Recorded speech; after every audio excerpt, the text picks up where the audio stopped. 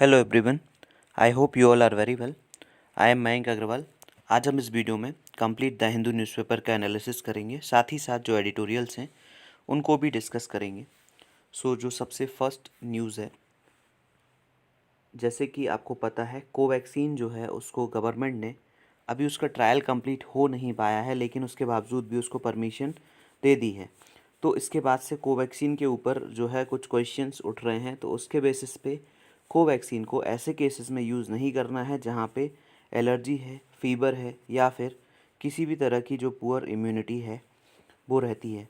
Because ऐसा देखा जा रहा है कि जो हेल्थ केयर वर्कर्स हैं उनको जिस तरह से वैक्सीन दी जानी है उसके लिए वो भी आगे नहीं आ रहे हैं। कोई ना कोई कंसर्न उनके पास अभी भी है, जिसकी वजह से वो वैक्सीन के लिए आगे नहीं आ रहे हैं।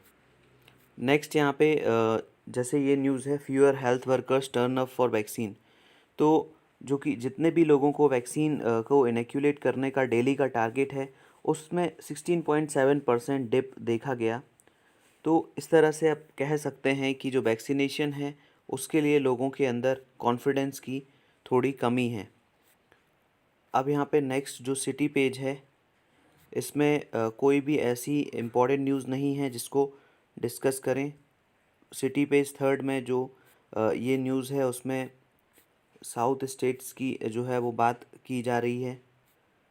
एनजीटी डायरेक्ट जो नेशनल ग्रीन ट्रिब्यूनल है जिसको 2010 में बनाया गया था, तो यहाँ पे बात की जा रही है NGT direct government on rich demarcation. तो जो नेशनल ग्रीन ट्रिब्यूनल है उसने डायरेक्ट किया है कि वो सर्दर्न जो रिच एरिया है उसको डिमार्केट करें, जिससे कि फॉरेस्ट एरिया की फेंसिंग हो सके और उसमें जो है वो विजिलेंस जो है वो मेंटेन की जा सके। अब यहाँ पे बात की जाए नेक्स्ट नॉर्थ एंड ईस्ट जो पेज है इसमें राजस्थान में नाइट कर्फ्यू वैक्सीनेशन ड्राइव, इसी की बात यहाँ पे की जा रही है। Next page number 5, Maharashtra among 3 states with highest death in road accident. तो यहाँ पे बात की जा रही है कि 11,452 डेथ हुई हैं 2020 में महाराष्ट्र में। वो टॉप 3 स्टेट्स में है जहाँ पे हाईएस्ट नंबर ऑफ डेथ हुई हैं रोड एक्सीडेंट से कंट्री में। तो स्पोर्ट के जो स्टेट्स के जो ट्रांसपोर्ट मिनिस्टर हैं उनने ऐसा बताया। अब यहाँ पे बात की जाए जो एडिटोरियल्स पेज हैं उसमें सबसे फर्स्ट जो एडिटोरियल है उसमें बात की जा रही है कि गवर्नमेंट को कैसे भी लोगों के अंदर ये अवेयरनेस, साथ में वैक्सीन के लिए जो है वो स्वीकृति जगानी चाहिए। कैसे भी करके गवर्नमेंट को लोगों को अवेयर करना चाहिए वैक्सीन लेने के लिए, जिसके बाद जो है ज़्यादा से ज़्यादा लोग जो हैं वो वैक्सीन को लेने के लिए आएँ। और वैक्सीन पूरी तरह से वॉलेंट्री होनी चाहिए, जिसको लेनी है उसी को जो है वो वैक्सीन प्रोवाइड की जानी चाहिए और किसी भी तरह का जो है उसमें फोर्स नहीं होना चाहिए। अब जो ये नेक्स्ट जो आर्टिकल है इसमें बात की गई है रशिया का कोई इंटरनल मैटर है उसके ऊपर यहाँ पे बात की जा रही है, उसको डिस्कस नहीं करेंगे। नेक्स्ट ये जो पेज है, ये जो आर्टिकल है इसमें बात की गई है इंडिया में जिस तरह से जो माइनिंग है उससे जो बहुत कम रेवेन्यू जनरेट होता है, तो फ्यूचर के लिए माइनिंग को कैसे सस्टेनेबल बनाया जा सकता है कि आने वाली जनरेशन को भी जो आज का जो मिनरल रिसोर्स है उसका किसी भी तरह से जो है वो बेनिफिट मिल सके, उसके ऊपर इस आर्टिकल में बात की गई है। नेक्स्ट यहाँ पे ये जो आर्टिकल है वो बात करता है कोविड-19 रिलेटेड जो कोमॉर्बिडिटीज़ होती हैं, जिनसे जो है जो नॉर्मल जो बीमारियां होती हैं, अगर किसी को कोविड के साथ वो बीमारियां भी हैं तो उसको कोमॉर्बिडिटीज़ बोला जाता है। तो कोमॉर्बिडिटीज़ की कंडीशन में क्या कोविड-19 जो है वो सीवियर हो जाता है। अब यहाँ पे बात की जा रही है कि इंडिया की जो वैक्सीन है उनके ऊपर किसी भी तरह से जो है वो डाउट नहीं करना चाहिए, उसके ऊपर इस आर्टिकल में जो है वो बात की गई है। नेक्स्ट यहाँ पे आज का जो कैरिकेचर है उसमें यहाँ पे आप देख सकते हैं सीजेआई शरद अरविंद बोबड़े और यहाँ पे जो है अमित शाह जो कि सेंट्रल गवर्नमेंट को रिप्रेजेंट करते हैं। तो जो फार्मर प्रोटेस्ट है उसमें जो है गवर्नमेंट ने जो बॉल है वो कोर्ट में डाल दी थी, उसके बाद जो है कोर्ट ने वापस से जो है वो दिल्ली पुलिस के परव्यू में इस बात को रखा है कि जो ट्रैक्टर रैली होने वाली है 26 जनवरी को, उसकी परमिशन देनी है या नहीं, ये इस बात पे डिपेंड करता है कि दिल्ली पुलिस उसको किस तरह से लेती है। तो यहाँ पे सुप्रीम कोर्ट ने भी अपना जो काम है उसको वापस से दिल्ली पुलिस को जो है वो ट्रांसफ़र कर दिया, जो इंटर्न जो है अमित शाह के अंडर में आती है, because he is home minister of India. तो ये बात यहाँ पे है। नेक्स्ट यहाँ पे बात की जा रही है, आज का जो डाटा पॉइंट है, कोविड-19 की जो 2 वैक्सीन्स हैं जिनको रोल आउट किया गया है इंडिया में, उसमें उसको अगर कंपेयर करें वर्ल्ड से, तो बहुत ही कम इंडिया में जो है वो कॉस्ट है। लेकिन इंडिया की जो ओवरऑल कॉस्ट है वैक्सीनेशन की, वो हर कंट्री से बहुत ज़्यादा होने वाली है। और एस्टिमेटेड कॉस्ट जो है इंडिया के वैक्सीनेशन की, 50% ऑफ इंडिया की अगर पॉपुलेशन को वैक्सीनेट किया जाता है चीपेस्ट अवेलेबल वैक्सीन से, अगर 200 रुपीज़ पर डोज़ में भी किया जाता है, तो 40% से ज़्यादा भी जो हेल्थ बजट था 2021 का, उसको लगाना पड़ेगा। और ये जो वैक्सीनेशन है वो बहुत हद तक ज़्यादा होगा, twice of share other routine vaccination, जो भी रूटीन वैक्सीनेशन किया जाता है इंडिया में, अगर 17 FY17 का बजट कंसीडर करें। तो अगर कॉस्ट की बात की जाए, तो जो भारत बायोटेक की कोवैक्सीन है वो चीपेस्ट वैक्सीन है जो यूज़ की जा रही है अराउंड द वर्ल्ड। और इस टेबल में यहाँ पे दिया हुआ है कि कौन कौन सी वैक्सीन की कॉस्ट कितनी है, जो कि फाइज़र कंपनी की बायो एनटेक वैक्सीन है 1400 समथिंग रुपीज़ की, Moderna 2300, Sinopharm, Sinovac Biotech, Novavax और Johnson and Johnson. Bharat Biotech की जो है वो सबसे कम है, एंड सीरम इंस्टीट्यूट जो है वो 200 से 1000 रुपीज़ तक है। तो because serum institute of India ने ऐसा बोला था कि वो 100 मिलियन जो डोजेज़ हैं उसको जो है सबसे कम प्राइस 200 रुपीज़ पर डोज पे गवर्नमेंट को प्रोवाइड करेंगे, लेकिन उसके बाद वो प्राइस को 1000 रुपीज़ पर डोज कर देंगे। और दूसरी तरफ जो भारत बायोटेक है उसने 55 लाख जो है डोजेज़ गवर्नमेंट को प्रोवाइड किए हैं, जिसमें से 16.5 लाख फ्री हैं, एंड रेस्ट जो 295 है। तो टोटल जो कॉस्ट है वो 206 रुपीज़ पर डोज आ रही है। तो सबसे कम जो कॉस्ट है वो भारत बायोटेक की वैक्सीन की है। अब बात की जाए तो कॉस्ट को कंपेयर किया जाए, अगर जो कि 200 रुपीज़ अगर वैक्सीन की कॉस्ट है तो $3 उसका कॉस्ट होता है, तो लोवेस्ट प्राइस है इंडिया में। और दूसरी तरफ जो रूटीन वैक्सीन है वो उनसे थोड़ा सा हाई है इसका प्राइस, जैसे पेंटावैलेंट जो वैक्सीन है, पीसीबी वैक्सीन है $3.3, rotavirus $1, Japanese encephalitis $0.18, measles $0.16, oral polio $0.06, BCG $0.05। तो ये यहाँ पे है। दूसरा जो शेयर है बजट में, तो कॉस्ट जो है 400 पर वैक्सीन 2 डोजेज़ हैं, और अगर इंडिया की 50% पॉपुलेशन को दिया जाना है तो 42% इंडिया का जो बजट है उस पर खर्च हो जाएगा।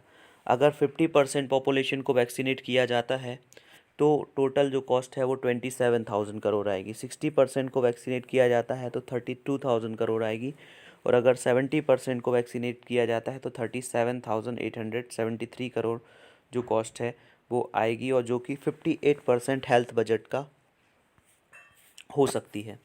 अब सबसे फर्स्ट जो आर्टिकल है उसको डिस्कस कर लेते हैं। यहाँ पे बात की जा रही है, whether it takes the government must do all within its power to combat vaccine hesitancy. अब यहाँ पे गवर्नमेंट के पास जितनी भी पावर है उसको पूरा यूज़ करना चाहिए लोगों के अंदर जो वैक्सीन को लेके हेजिटेंसी है उसको ख़त्म करने के लिए। अब यहाँ पे अगर किसी पर्सन का किसी भी चीज़ के लिए जो फेथ होता है वो उसका इंटरनल कमिटमेंट होता है। कोई भी पर्सन अलग से जाके उस पर्सन को मजबूर नहीं कर सकता कि वो किसी चीज़ में अपनी फेथ दिखाए। लेकिन ट्रस्ट अगर कोई साइंटिफिक प्रोसेस है उसमें इस्टेब्लिश किया जाना है तो वो कॉन्फिडेंस बिल्डिंग मेजर्स से ही हो सकता है, जो गवर्नमेंट को आगे आके लेना चाहिए। उसमें गवर्नमेंट जो है क्या कर सकती है, जितना भी रिलेवेंट डाटा है उसको फुली डिस्क्लोज कर सकती है। वैक्सीन की एफिकेसी का जो डाटा है उसको अगर पब्लिक डोमेन में रिलीज़ कर दिया जाता है तो जिससे वैक्सीन के लिए लोगों के अंदर जो हेजिटेशन है वो धीरे धीरे ख़त्म हो जाएगा।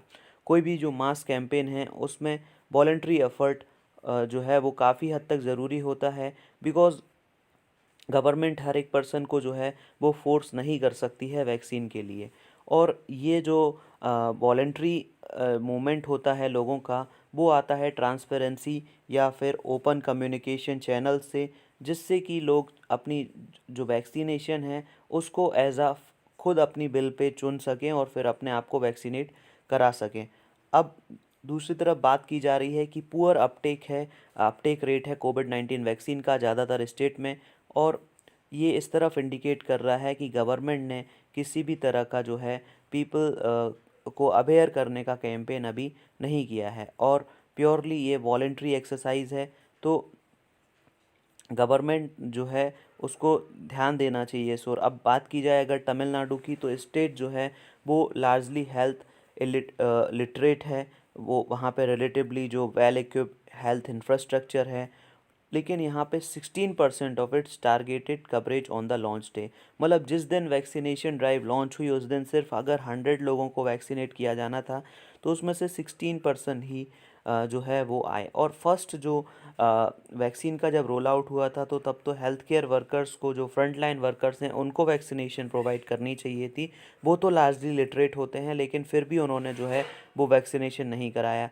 अब जो सेकेंड डे की बात करें, तो जो कंप्लेंट्स है, लोगों का आना है, वो फर्दर जो है वो ड्रॉप हुआ। कुछ स्टेट्स में जो है वैक्सीनेशन जो है उसको सस्पेंड करना पड़ा, और कुछ स्टेट जो हैं वो कोवैक्सीन को डिनाई करके जो Covishield serum institute of India की वैक्सीन है उसकी डिमांड कर रहे हैं। तो यहाँ पे गवर्नमेंट को जो है वो स्टडीज़ की जो भी डाटा है उसको पब्लिक करना चाहिए, उसको रिलीज़ करना चाहिए, जिससे कि जो वैक्सीन को लेके हेजिटेंसी है लोगों के अंदर, वो कुछ हद तक जो है वो ख़त्म होगी। अब यहाँ पे जो फर्स्ट लाइन ऑफ लिस्ट उन लोगों की है जिनको फ्री वैक्सीन प्रोवाइड की जानी है। तो अब यहाँ पे अगर ये बात की जाए कि अगर कोई कॉस्ट इनकर हो रही है जिसकी वजह से लोग वैक्सीनेशन नहीं करा रहे हैं, तो ऐसा भी नहीं है, क्योंकि जो फर्स्ट वैक्सीनेशन किया जा रहा है वो फ्री ऑफ कॉस्ट है। तो यहाँ पे गवर्नमेंट को जो है वो ये जो इशू है उसको क्लियरली एड्रेस करना चाहिए, और साथ में जो इमरजेंसी यूज़ ऑथराइजेशन दिया है कोवैक्सीन को, और वो इमरजेंसी यूज़ जो ऑथराइजेशन है वो क्लिनिकल ट्रायल मोड पे ही दे दिया गया है। तो यहाँ पे अब ध्यान देना चाहिए गवर्नमेंट को, जो भी रिज़ल्ट है इस वैक्सीन का उसको पब्लिक डोमेन में रखा जाना चाहिए, जिससे कि पब्लिक जो है उसमें कॉन्फिडेंस आएगा। और गवर्नमेंट जो है वो अपनी जितनी भी एजेंसीज़ हैं उनको एमिकेबली यहाँ पे इन्वॉल्व करना चाहिए, जिससे कि कंट्रोवर्सी जो हो रही हैं क्लियरेंस को लेके वो ना हो। और दूसरा, उसका जो डाटा आता है फेज़ 3 ट्रायल का, उसको भी गवर्नमेंट को रिलीज़ कर देना चाहिए। ये बात यहाँ पे की जा रही है। नेक्स्ट, ये जो आर्टिकल है इसमें बात की जा रही है, स्टार्टिंग है, mining in India equal selling the family gold. अगर इंडिया में जिस तरह से माइनिंग की जा रही है उसके ऊपर यहाँ पे क्वेश्चन मार्क यहाँ पे राइटर ने लगाया है। तो बात की जा रही है कि इकोनॉमी की जब भी बात की जाती है कि इसको सस्टेनेबल होना चाहिए, we can not compromise the ability of future generation to meet their needs. अगर आज आपके पास रिसोर्सेज हैं, उन रिसोर्सेज का आज अगर आप पूरा यूज़ कर लेते हो, तो फिर जो आने वाली जनरेशन है उसके लिए जो रिसोर्सेज हैं उनकी कमी हो जाएगी। तो कॉम्प्रोमाइज़ नहीं करना चाहिए। अब climate change, high level of consumption, इसकी वजह से ऑलरेडी जो है वो फ्यूचर जनरेशन जो है उसको कुछ भी मिलने वाला नहीं है। अब principle of inter generational equity, उसकी वजह से जो है फ्यूचर जनरेशन जो है उनको कुछ ना कुछ मिल सकता है। अब यहाँ पे बात की जा रही है कि इंडिया की जो नेशनल मिनरल पॉलिसी 2019 है उसमें ये स्टेटमेंट दिया गया है कि नेचुरल रिसोर्सेज जो भी मिनरल्स हैं वो शेयर्ड इनहेरिटेंस, वो एक तरह से शेयर्ड हैं, जहाँ पे स्टेट एक ट्रस्टी है on behalf of people to ensure that future generation receives the benefit of inheritance. मतलब जो गवर्नमेंट है वो एक तरह से किसी भी चीज़ की एक तरह से ट्रस्टी है जो होल्ड करती है उस एंटिटी को, जिससे कि लोगों को, आने वाली जनरेशन को उस चीज़ का बेनिफिट मिल सके। बट यहाँ पे जो प्राइमरी ऑब्जेक्टिव है ट्रस्टी का या मैनेजर का, वो मेंटेन करता है कॉर्पस, मतलब मनी, ट्रस्ट का, और उसको जो है वो जो भी नेचुरल रिसोर्सेज है उसको होल्ड करता है। जैसे कि ऑयल गैस का एक्सट्रैक्शन होता है, मिनरल्स का एक्सट्रैक्शन होता है, वो इफ़ेक्टिवली उसको जो है वो सेल किया जाता है और उससे जो रॉयल्टीज़ मिलती हैं उस रॉयल्टीज़ को जो है गवर्नमेंट के एक्सचेकर में डाला जाता है और फिर जो है गवर्नमेंट इससे डेवलपमेंट के जो प्रोग्राम्स है वो चलाती है। बट यहाँ पे जो ये ट्रांजैक्शन होता है उसमें रियल वैल्यू जो है वो नहीं मिल पाती। अब यहाँ पे गवर्नमेंट जो है वो सेलिंग तो कर देती है मिनरल्स की, बट वो उनकी बर्थ से कम रेट पे ही सेल करती है। उस और ये जो केस है वो लॉबिंग की वजह से, जो भ्रष्टाचार होता है, जो करप्शन है उसकी वजह से, पॉलिटिकल डोनेशंस एंड करप्शन। अब यहाँ पे एक एग्जांपल दिया गया है, it is estimated from the annual reports of Vedanta. यहाँ पे ओवर 8 ईयर जो वेदांता कंपनी है उसका बताया गया है कि state of Goa lost more than 95% of value of its minerals.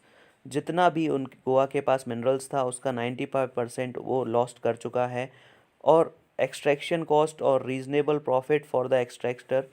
तो यहाँ पे जो मेन बात है कि जो एक्सट्रैक्टर है उसको जो प्रॉफिट है वो एक्सटॉर्बिटेंट मिल जाता है उसकी लॉबिंग की वजह से, पॉलिटिकल पार्टीज से एफिलिएशन की वजह से। बट जहाँ से जिस स्टेट से जो मिनरल्स है उसको निकाला जाता है उस स्टेट्स को उस मिनरल्स की जो है प्राइस काफ़ी हद तक बहुत कम मिलती है।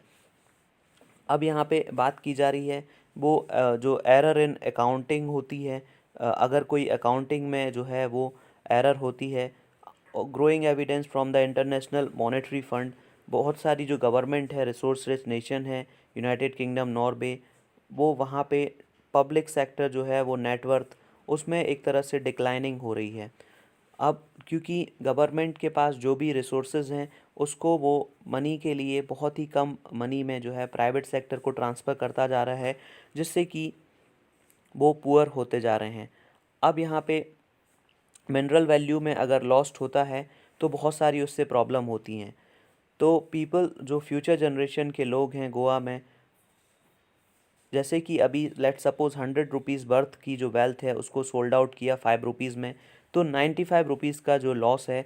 तो नेचुरली जो एक्सट्रैक्टर हैं उनको तो इस तरह से जो क्विकली ये प्रॉफिट हो गया, बट यहाँ पे 95 रुपीज़ का जो लॉस है वो एक तरह से गोवा को हुआ। अब यहाँ पे 5 रुपीज़ जो है वो रिसीव किए गए अलाउ करने के लिए माइनिंग, और अगर माइनिंग को डबल कर दिया जाता तो ये जो है 10 रुपीज़ मिल सकते थे, लेकिन उससे जो रिसोर्सेज हैं वो काफ़ी हद तक बहुत ही जल्दी जो है वो ख़त्म हो जाएंगे। और 95 रुपीज़ तो लोगों की नज़र में ये हिडन है, जो लोगों को पता नहीं चल रहा, बिकॉज़ गवर्नमेंट के एक्सचेकर में सिर्फ 5 रुपीज़ ही आए, और दूसरी तरफ जो 95 रुपीज़ हैं वो बीच का प्रॉफिट जो है वो एक प्राइवेट एक्सट्रैक्टर को मिला, जिसकी जो बैलेंस शीट है उसको जो लोग हैं वो ऑब्ज़र्व नहीं करने वाले हैं। अब यहाँ पे कुछ एग्जांपल है, जैसे कि नॉर्वे की बात की जा रही है। वहाँ पे जो भी मिनरल सेल किए जाते हैं उनका जो प्रोसीड है उसको फ्यूचर जनरेशन फंड में सेव किया जाता है। वहाँ पे एक फ्यूचर जनरेशन फंड बनाया जाता है और उस फंड में उस मनी को जो है वो सेव कर लिया जाता है। और जो फंड का जनरेशन होता है उसका जो डिविडेंड होता है उस डिविडेंड को जो है वो यूज़ किया जाता है। जैसे कि ऐसे समझ सकते हैं उसको, जैसे कि जो उससे जो भी मनी प्राप्त होगा, फंड जो भी माइनिंग है उसको लीज पे देने से जो भी मनी मिलेगा उस मनी को जो है गवर्नमेंट कोई फ़ंड में डाल सकती है, जैसे कि नेशनल पेंशन फ़ंड होता है वैसे ही कोई फ़ंड क्रिएट करके फिर डिविडेंड को यूज़ किया जा सकता है। अब यहाँ पे setting a global judicial president, supreme court ने 2014 में डिक्लेयर किया था कि गोवा में आयरन और परमानेंट जो फंड है उसको बनाना चाहिए, और ऑलरेडी उसमें जो कॉर्पस है वो 500 करोड़ रुपीस का है। तो इस तरह से जो है वो रियल इनकम इस फंड की जो है आने वाली जनरेशन्स को भी मिल पाएगी, और सिटीज़न्स को जो है वो डिविडेंड भी, उससे मिलने वाला जो इंटरेस्ट है उसको सिटीज़न भी जो हैं वो यूज़ कर पाएंगे। अब नेक्स्ट यहाँ पे बात की जा रही है कोमॉर्बिडिटीज़ ऑफ कोविड-19 की वजह से क्या कोई जो केस है वो सीवियर हो सकता है, उसके ऊपर यहाँ पे बात की जा रही है। अब यहाँ पे मेडिकल स्टूडेंट जो हैं उनको यहाँ पे स्टार्टिंग होती है आर्टिकल की कि मेडिकल स्टूडेंट्स को जो है वो बताया जाता है कि डिसीज़ जो है वो एक्वायर्ड डिसीज़ हैं, वो जैसे कि कोविड-19 की बात करें तो वो एक एक्वायर्ड डिसीज़ है, बिकॉज़ वो एक इन्फेक्शियस इन्फ्लेमेटरी डिसीज़ है जिसका जो माइक्रोब है वो SARS-CoV-2 है। अब यहाँ पे कोमॉर्बिडिटीज़ की बात की जा रही है कि कोमॉर्बिडिटीज़ क्या हैं और किस तरह से जो है वो कोविड-19 को सीवियर बनाते हैं और लाइफ थ्रेटनिंग बनाते हैं। अब जैसे कि कुछ डिसीज़ेज़ हैं, जैसे डायबिटीज़ है, हाइपरटेंशन है, मेटाबॉलिक सिंड्रोम है या ओबेसिटी जिसको बोला जाता है, जो कि क्रोनिक हार्ट, ब्रेन और किडनी डिसीज़ेज़ हैं, और इनकी वजह से जो है वो ब्लड वेसल्स की जो लाइनिंग है उसको काफ़ी डैमेज होता है। तो अगर किसी को एक्यूट डिसीज़ है और प्री एग्जिस्टिंग कोई क्रॉनिक डिसीज़ पहले से है, तो इसको बोला जाता है कोमॉर्बिडिटी। तो कोमॉर्बिड पर्सन का जो इम्यून सिस्टम है वो हाईली कंजर्व्ड होता है, और कोई अगर पर्सन अंडर नरिश्ड है तो उसमें ये कंडीशन जो है वो काफ़ी हद तक उसको इम्पेक्ट कर सकती है। अब यहाँ पे टीबी मोर कॉमनली ऐसे पर्सन को हो जाता है जिनका जो इम्यून सिस्टम है किसी भी तरह से वीक है, वो अंडर नरिश्ड एडल्ट्स हैं या अनकंट्रोल डायबिटीज़ है, अगर किसी को जो है मोटापा है, ओबिसिटी है, तो इसकी वजह से भी हो सकता है।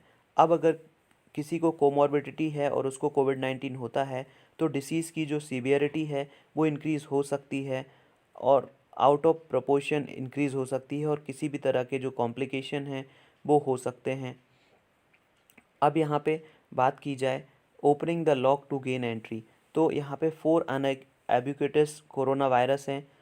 ह्यूमन होस्ट जो है उनके लिए हाईली अडॉप्टेड हो चुके हैं वो, और कॉमन जो मैन है उसको कोल्ड भी कैरी करते हैं, जिसमें से 3 जो हैं कोरोना वायरस, SARS-CoV-1, सार्स मर्स CoV और SARS-CoV-2। तो वो रिसेंटली होस्ट स्पीसीज़ में पहुँचे हैं, जैसे कि वैट्स और कैमल्स हो सकते हैं, और ये डिसीज़ जो है वो ह्यूमंस में फैली है। अब यहाँ पे बात की जा रही है कि जो ह्यूमन सेल का सरफेस होता है और उसमें जो प्रोटीन होता है एंजियोस्टेन, वो कन्वर्ट करता है एंजाइम टू, वो जो है वो एक तरह का वायरल सरफेस प्रोटीन होता है जो ओपन करता है एक तरह का लॉक, और वो सेल में एंट्री लेता है। और जब वो एक बार सेल होस्ट की सेल के अंदर चला जाता है, फिर वो उस सेल के फंक्शन को अपने आप को रेप्लिकेट करने में यूज़ करता है, जिससे कि एक तरह से जो प्रॉब्लम है वो काफ़ी हद तक इंक्रीज़ हो जाती है। नेक्स्ट यहाँ पे जो नेक्स्ट पेज है, पेज नंबर 8, उसमें बात की जाए तो यहाँ पे कोई भी ऐसी इम्पोर्टेंट न्यूज़ नहीं है जिसको डिस्कस करें। NIA postpone examination of 2 members of Khalsa Aid. यहाँ पे बात की जा रही है जो नेशनल इन्वेस्टिगेशन एजेंसी है, जिसको NIA एक्ट 2008 से बनाया गया था। NIA जो है उसको जब बनाया गया था तो वो इस पर्पज़ के लिए बनाया गया था, जब मुंबई में टेरर अटैक हुए थे तो उसके बाद से कोई भी सेंट्रल एजेंसी नहीं थी जो इस तरह की एक्टिविटीज़ को ऑल ओवर इंडिया लेवल पे मॉनिटर कर सके, बिकॉज़ ये जो एक्टिविटीज़ होती हैं उनमें इंटर स्टेट्स लोगों का इन्वॉल्वमेंट होता है। तो ज्यूरिसडिक्शन की जब बात आती है तो जो स्टेट एजेंसीज़ हैं वो काफ़ी अच्छे से जो है वो काम नहीं कर पाती, उतना एफिशिएंटली काम नहीं कर पाती। हर बार उनको किसी न किसी तरह की जो है वो परमिशन लेनी होती है। लेकिन अगर इस तरह से जो बात है वो की जाती है, जिसमें कि NIA का एक तरह से बनना, तो NIA जो है ऑल ओवर इंडिया में उसका ज्यूरिसडिक्शन होता है, जिससे कि जो केस है उसको इर्रिस्पेक्टिव कहाँ पे कौन सी स्टेट गवर्नमेंट है, जो NIA है वो अपना काम सीमलेसली कर सकती है। तो NIA ने अभी तक जो है 12 पर्सन को सो फॉर जो है वो एग्ज़ामिन किया है, जिसमें कि रिसेंट केस रजिस्टर हुआ था सिक फॉर जस्टिस, जो फॉरेन बेस्ड ग्रुप है जिसको यूनियन होम मिनिस्ट्री ने 2019 में बैन किया था for advocating secessionist and pro Khalistani activities in India. अब नेक्स्ट यहाँ पे बात की जा रही है task force on marriage age submits reports to PMO। यहाँ पे प्राइम मिनिस्टर ने लास्ट ईयर जो है वो बात की थी कि जो एज है मैरिज की उसको थोड़ा सा इंक्रीज़ होना चाहिए, 21 ईयर्स होना चाहिए। तो उसके बेसिस पे जो रिपोर्ट है उसको सबमिट किया गया है और जो कमेटी थी उसकी जो चेयरमैन हैं जया जेटली, उनको जो है जुलाई 31 2020 को रिपोर्ट सबमिट करना था, लेकिन उस डेट को आगे बढ़ा के यहाँ पे बात की जा रही है। निर्मला सीतारमण ने भी अपनी बजट स्पीच में बोला था कि age of girl entering motherhood और उसको इंक्रीज़ होना चाहिए, जिससे कि लोअर मैटरनल मोर्टेलिटी रेट्स को अचीव किया जाएगा और न्यूट्रिशनल लेवल को भी इम्प्रूव किया जाएगा। और इसी बात के बाद जो है ये डिसीज़न लिया गया और फिर टास्क फोर्स को जो है वो बनाया गया। तो टास्क फोर्स का कहना है कि जो ये जो एज है, टास्क फोर्स ने अपनी जो रिपोर्ट है उसकी डिटेल को अभी जो है वो पब्लिक नहीं किया है, बट यहाँ पे टास्क फोर्स का मेन काम ये एग्ज़ामिन करना था कि correlation of age of marriage and motherhood, क्या एज ऑफ मैरिज और मदरहुड का कोई लेना देना है। दूसरी तरफ हेल्थ और न्यूट्रिशनल स्टेटस ऑफ मदर्स से क्या एज का किसी तरह का कोई रिलेशन है। तो यहाँ पे जो वुमेन राइट एक्टिविस्ट हैं उनका कहना है कि अगर एज को 18 ईयर्स से 21 ईयर्स कर दिया जाता है तो एक तरह से जो है वो